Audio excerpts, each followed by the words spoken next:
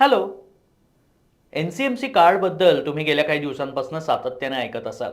1 मार्चपासून N-C-M-C card तुमच्याजवळ नसेल तर तुम्हाला बस प्रवासामध्ये सवलत मिळणार नाही. महिलांना कमी दरामध्ये तिकीट मिळणार नाही आणि ज्येष्ठांनाही त्यांना जी काही सवलत मिळते ती मिळणार नाही असं म्हटलं जात होतं. मात्र आता मी तुम्हाला एन-सी-एम-सी कार्डबद्दलचं खरं वास्तव सांगणार आहे. नेमकं काय घडलंय एन-सी-एम-सी कार्डबद्दल आणि शासनानं नेमकं काय म्हटलंय? हा व्हिडिओ शेवटपर्यंत बघा, तुम्हाला तुमच्या प्रश्नांचं उत्तर नक्की मिळेल. तर एस-टी महामंडळानं एन-सी-एम-सी कार्ड अर्थात मोबिलिटी कार्डबद्दल एक महत्त्वाचा निर्णय जारी केला आहे.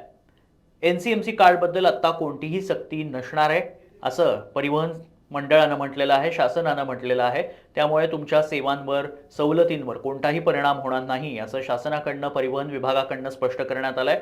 तातडीनं स्मार्ट कार्ड लागू करण्यात येतं आहे, असं कोणतेही आदेश देण्यात आलेले नसल्याचं शासनानं म्हटलं आहे. त्यामुळे एन-सी-एम-सी कार्ड जरी तुमच्याकडे नसलं तरी काळजी करू नका, कारण तुम्हाला त्या सवलती बसच्या मिळणार आहेत. एस-टी परिवहन मंडळाच्या सगळ्या सवलती मिळणार आहेत.